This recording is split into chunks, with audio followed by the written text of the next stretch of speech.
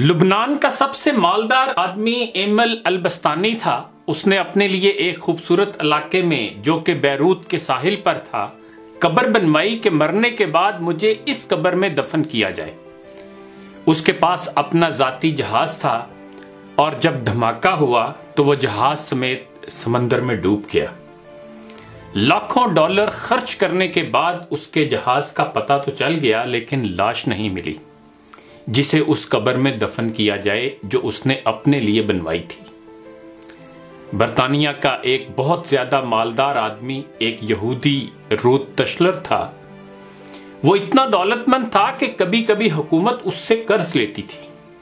उसने अपने अजीमुशान महल में एक कमरा अपनी दौलत रखने के लिए मुख्तस किया था, जो कि हर वक्त सेमो ज़र से भरा रहता था। एक दफा वो उस कमरे में दाखिल हुआ और गलती से दरवाजा बंद हो गया। दरवाजा सिर्फ बाहर से खुल सकता था, अंदर से नहीं। उसने जोर जोर से चीखो पुकार शुरू की, लेकिन महल बड़ा होने की वजह से कोई उसकी आवाज न सुन सका। उसकी आदत थी कि वो कभी कभी बगैर किसी को बताए कई कई हफ्ते घर से गायब रहता था। जब वो किसी को नजर न आया तो घर वालों ने सोचा कि हस्बे आदत कहीं चला गया होगा। वो बराबर चीखता रहा, यहां तक कि उसे सख्त भूख और प्यास लगी। उसने अपनी उंगली को जख्मी किया और कमरे की दीवार पर लिखा, दुनिया का सबसे मालदार आदमी भूख और प्यास से मर रहा है। उसकी लाश कई हफ्ते बाद दरियाफ्त हुई। ये पैगाम है उन लोगों के लिए जो समझते हैं कि मालो दौलत ही हर मुश्किल का हल है और दुनिया की हर जरूरत इससे पूरी की जा सकती है। दुनिया से जाना एक बड़ा हादसा है, लेकिन हम नहीं जानते कि कब, कैसे और कहां जाना है। इंसान सफर पर जाता है और फिर वापस आता है, घर से बाहर जाता है और फिर लौट आता है, लेकिन जब दम निकल जाए तो फिर कोई लौट नहीं सकता। मुबारकबाद के काबिल हैं वो लोग जो किसी पर जुल्म नहीं करते, न किसी से नफरत करते हैं, न किसी का दिल तोड़ते हैं और न अपने आप को किसी से बरतर समझते हैं, इसलिए कि सबको जाना है। एक आदमी टैक्सी में बैठा तो देखा कि ड्राइवर कुरान सुन रहा है। उसने पूछा, क्या कोई आदमी मर गया है?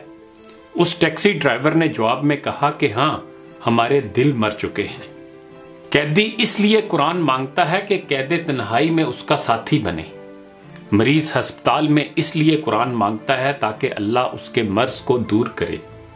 और मुर्दा कब्र में तमन्ना करेगा, काश मैं कुरान पढ़ता तो आज कुरान कब्र में मेरा गमखार होता।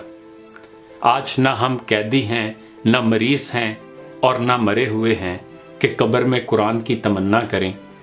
कुरान आज हमारे हाथों में है, आंखों के सामने है, तो क्या हमें इस बात का इंतज़ार है कि हम इन मुसीबतों में से किसी एक मुसीबत में गिरफ्तार हो जाएं और फिर कुरान को तलब करें?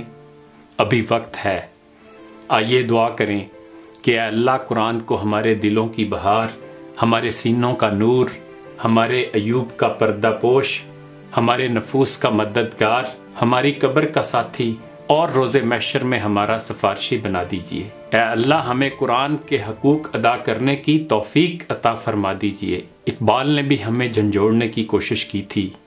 ज़मीं क्या आसमां भी तेरी कजबीनी पे रोता है, गजब है सत्रे कुरान को चलेपा कर दिया तूने।